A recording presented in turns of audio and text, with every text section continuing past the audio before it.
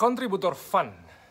Jadi ini sebuah hal menarik yang saya temukan di dunia microstock, khususnya di Shutterstock, yang saat ini mungkin cukup rame karena baru awal-awal. Banyak simpang siur informasi yang menurut saya bikin teman-teman follower di Instagram maupun subscriber di YouTube itu tanya-tanya seperti apa sih hasilnya. Di video ini saya akan ngomong menurut sudut pandang saya sebagai seorang fotografer dan sebagai orang yang berkecimpung di dunia internet marketing. Memang niche-nya adalah fotografi ya, cuman saya menggerakkan semua bisnis saya 100% dengan internet. Awalnya dulu dengan search engine optimization lewat blog dan lain sebagainya, sehingga saya motret di beberapa tempat directly to end user hanya dengan website. Sekarang izinin saya untuk sharing kepada teman-teman semua perspektif pola pikir saya ketika menghadapi Shutterstock AI atau Shutterstock Artificial Intelligence. Stay tuned guys.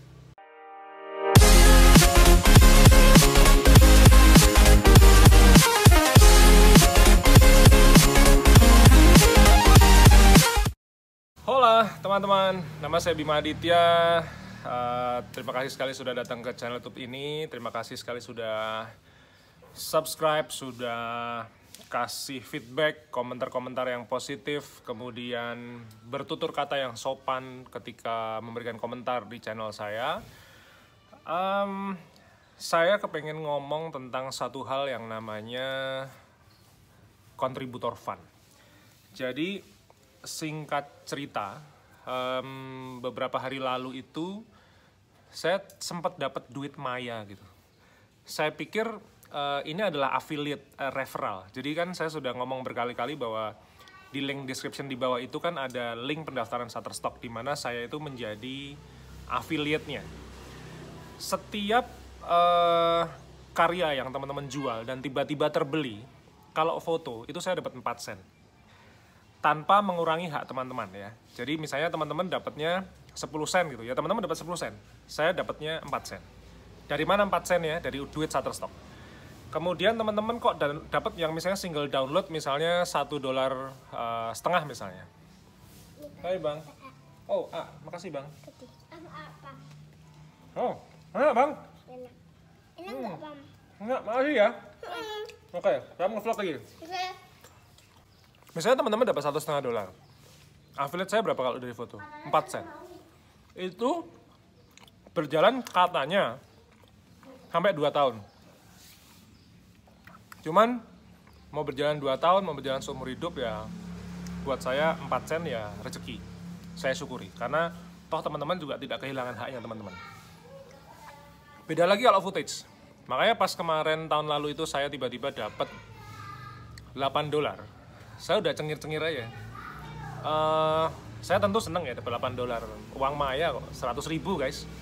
Ini pasti ada subscriber saya atau follower saya yang barusan dapat 10 kali lipatnya. Karena saya dapat 10% kalau footage. Ya itu rules-nya Shutterstock gitu. Memang affiliate tuh hidupnya kayak gitu. Makanya saya cinta affiliate marketing, saya cinta digital marketing tuh karena saya bisa dapat duit maya dari manapun bisnis yang saya lakukan. Saya mempromosiin hotel juga saya dapat, saya suka sekali duit maya lah ini.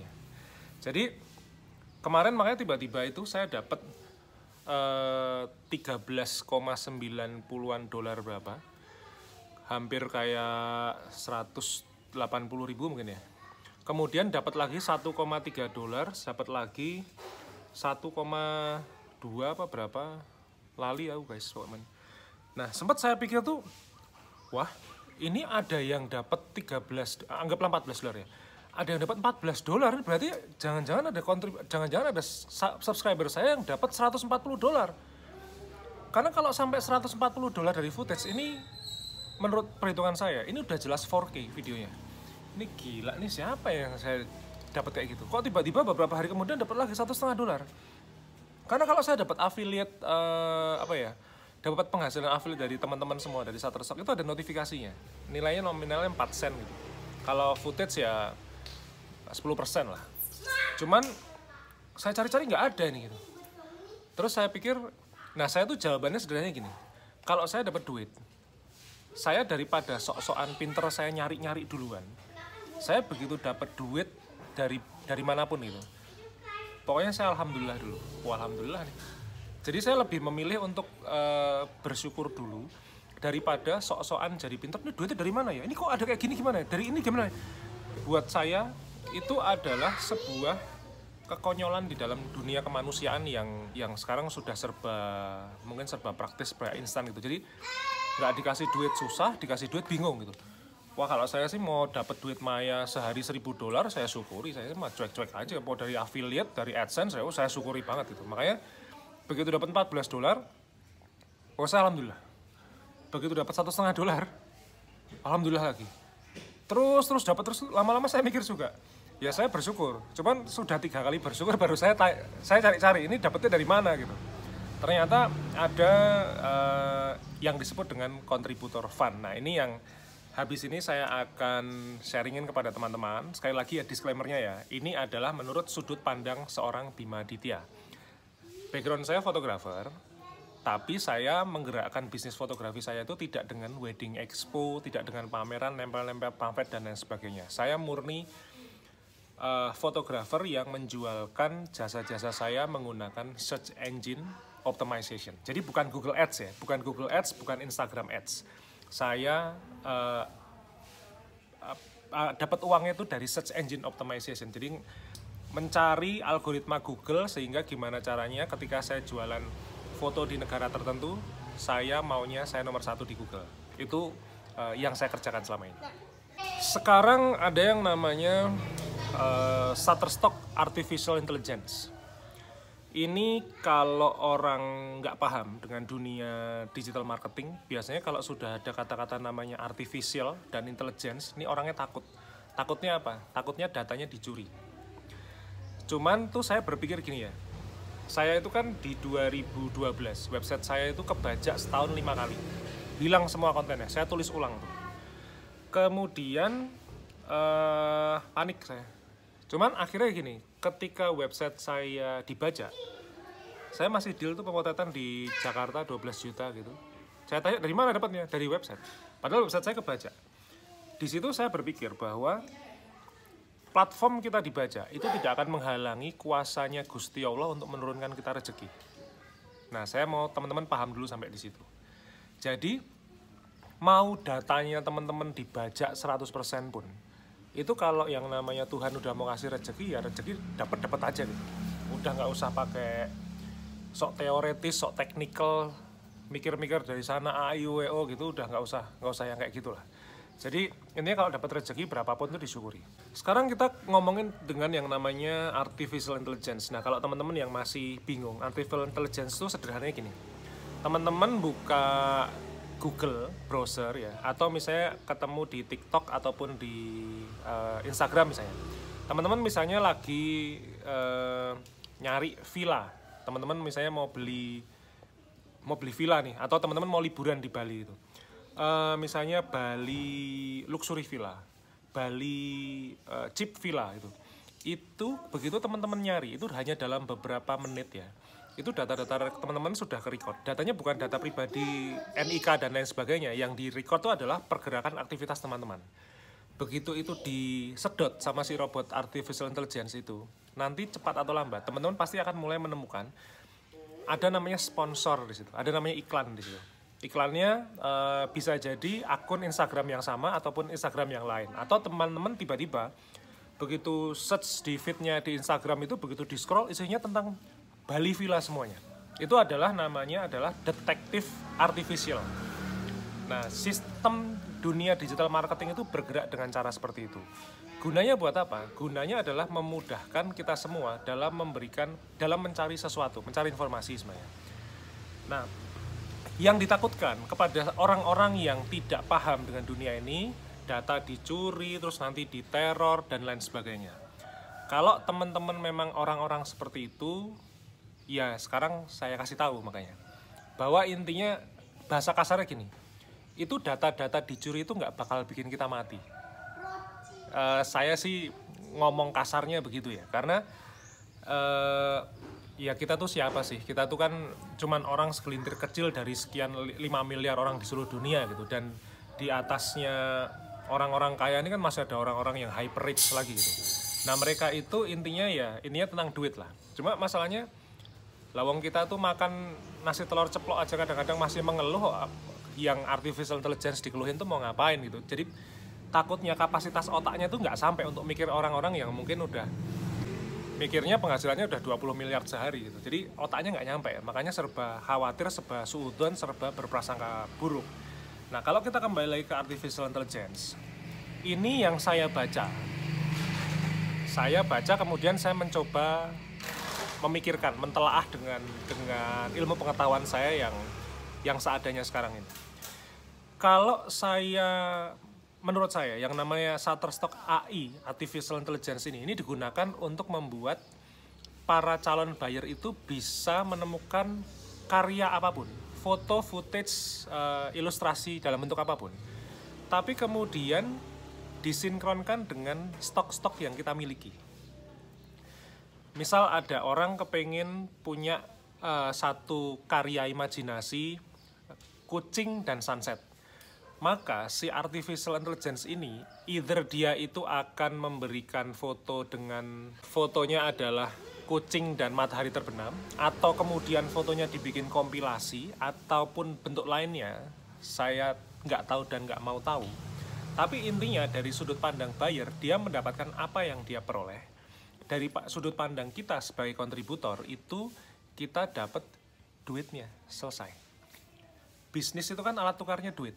Yang situ dapat informasinya didapat, yang kita menyebarkan informasi, kita dapat duitnya.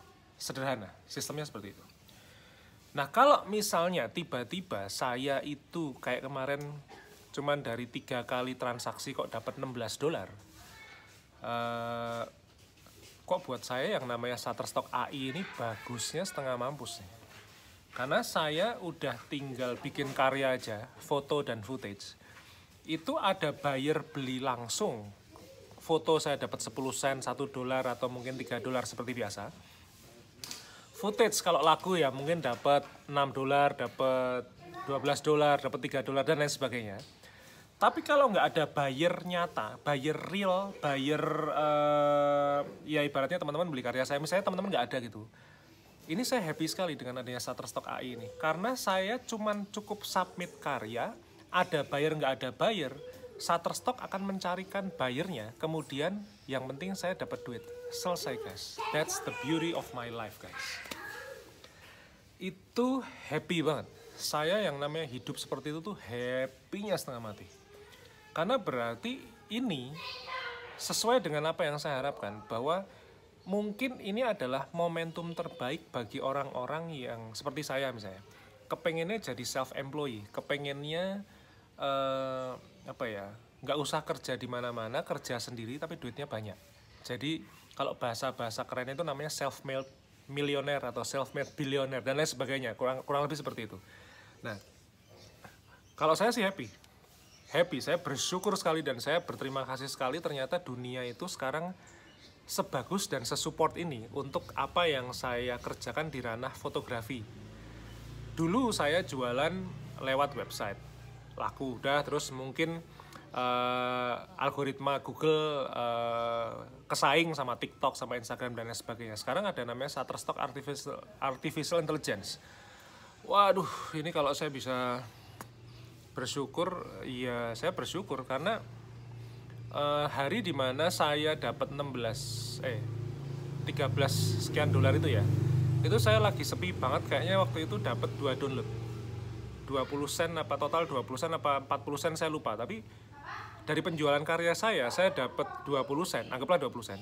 Dari kontributor fundnya, dari kerja si robot AI-nya Shutterstock ini, saya dapat $14 guys. Bagus kan? Nah ini adalah sebuah perspektif di mana saya lebih memilih untuk melihat dari sudut pandang positifnya. Kalau tadi sudah bicara positifnya, sekarang saya akan coba bicara tentang sisi negatifnya. Negatifnya ini kalau buat saya pribadi, ini saya ya, teman-teman nggak tahu. Saya yang pertama pasti saya akan dalam waktu mungkin beberapa tahun ke depan mungkin akan banyak bingung. Bingungnya tiba-tiba dapat duit tapi fotonya nggak tahu yang ke download yang mana. ya udah, nggak masalah buat saya. Yang penting sekali lagi ya, saya tuh cuman orang kecil, saya cuman fotografer yang berjuang untuk menafkahi istri dan anak-anak saya. Makanya kalau sampai kemarin ada yang tanya, Mas, Shutterstock itu halal apa haram gitu? Walah guys, saya ora mikir transmono, aku bukan ekspertisku itu ngomongin kayak gitu. Itu tuh nanti tanya aja ke Ustadz ahli tafsir yang juga fotografer, mbuh ono pora, aku juga nggak tahu gitu. Cuman saya itu mau motret, tujuannya adalah untuk ngasih makan istri dan anak saya. Sesederhana itu. Jadi jangan menanyakan hal-hal di lain fotografi kalau di channel YouTube saya ya. Saya nggak bisa jawab dan saya nggak peduli, nggak gagas. I don't really care of that things. Jadi mungkin saya akan banyak bingung. Saya tiba-tiba dapat uang tapi duitnya nggak tahu dari mana gitu. Ada yang mungkin 1 sen, 10 sen dan lain sebagainya. Karena kalau saya kembalikan ke tahun 2017 di mana saya mendapatkan $78 dari satu download foto prewedding saya. Itu saya sudah berjanji kepada diri saya, gak usah $78 deh, berapapun, sekali lagi kalau saya bilang berapapun saya terima, saya syukuri. Mau itu 1 sen, 2 sen, $1, 10 sen, berapapun saya syukuri. Karena ini duit nyata. Daripada saya cuma sekedar main game, dapat gems, dapat koin dan lain sebagainya, itu duit tidak bisa diuangkan untuk beli telur misalnya gitu. Nah ini 10 sen ini kalau dikumpulin terus, itu telur 1 kilo tuh kebeli guys.